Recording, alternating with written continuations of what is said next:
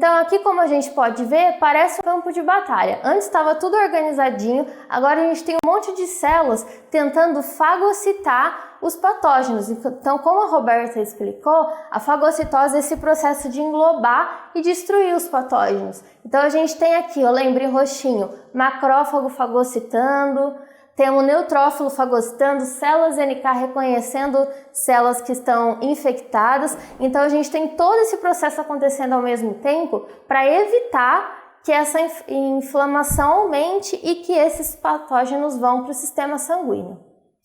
Então, quando todo esse processo acaba aqui, como é uma infecção aguda, a gente vê aqui que a inflamação acabou, os patógenos foram todos mortos e agora vai acontecer uma limpeza. Então, algumas células, alguns restos de patógenos também aqui, esses aglomeradinhos que ficaram mortos, os nossos macrófagos são como se fossem os faxineiros do nosso sistema imune. Então, eles vão acabar limpando todos esses restos celulares para deixar o nosso tecido de novo preparado para uma próxima infecção. Além disso, nosso vaso sanguíneo vai voltar ao normal e a gente tem o processo de regeneração da pele, que seria a cicatrização para um tecido novo e saudável. Mas então a gente também tem aí acontecendo, eu comentei sobre inchaço, sobre vermelhidão, então a gente tem 5 sinais de inflamação, que a gente sabe que esse tecido está inflamado. E a gente ainda vai pensar no exemplo do dedo. Então, quando o nosso dedo teve esse processo de inflamação, a gente vai observar que ele vai ficar quente e que ele vai ficar vermelho. Então isso acontece porque, como a gente falou, o fluxo sanguíneo naquele local aumenta e os vasos também ficam mais permeáveis. Além disso, a gente vai ter o inchaço, que também pode ser chamado de edema, que seria aquela produção de fluidos para ajudar na ação do sistema imune, que também é chamado de exudação.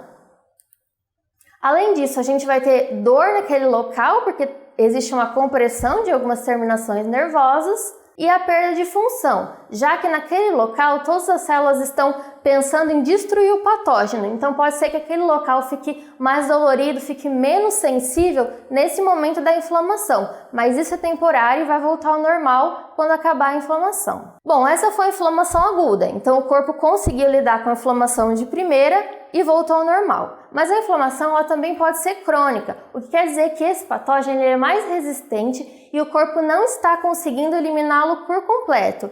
Então a gente chama de inflamação crônica quando passa de mais ou menos 6 meses essa inflamação e ela costuma ser mais agressiva e causar mais sintomas. Bom, essas inflamações crônicas elas podem gerar um granuloma. O que é isso? O granuloma são quando um aglomerado de várias células do sistema imune, lembra que elas começam a vir pelos vasos sanguíneos, elas começam a vir para tentar resolver essa infecção, no entanto elas não conseguem, então elas vão formar esse aglomerado de células que vai como se fosse fechar o patógeno no local para que elas comecem a agir. Esse tipo de granuloma pode acontecer em infecções mais graves, como é o exemplo da tuberculose.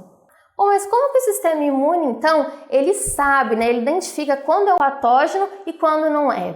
Então, para isso, existe o mecanismo das células do sistema imune inato, a gente tem outros mecanismos para o sistema, para a imunidade adquirida, mas para o sistema imune inato a gente tem os PRRs, que são receptores de reconhecimento padrão.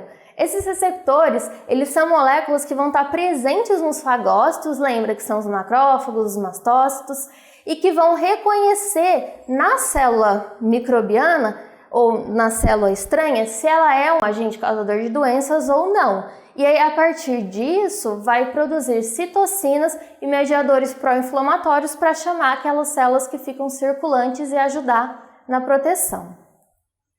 E o que eles identificam nas células desses patógenos? As PAMPs, que são padrões moleculares associados a patógenos. A gente vai chamar de PAMP, e essas são estruturas que os patógenos têm. Então, o PRR, quem tem a célula do sistema imune, e as PAMPs são as células de patógenos. Então, cada tipo de patógeno vai ter uma PAMP diferente. Então, por exemplo, a gente tem ali o LPS, que é um lipídio que está presente somente em membranas de bactérias. Então, isso é uma molécula que o nosso sistema imune já sabe que quando ele identifica é uma bactéria. Ou senão, a gente tem alguns tipos de RNA que só estão presentes em vírus. Então, o nosso sistema imune consegue identificar essa PAMP e saber quem entrou foi um vírus.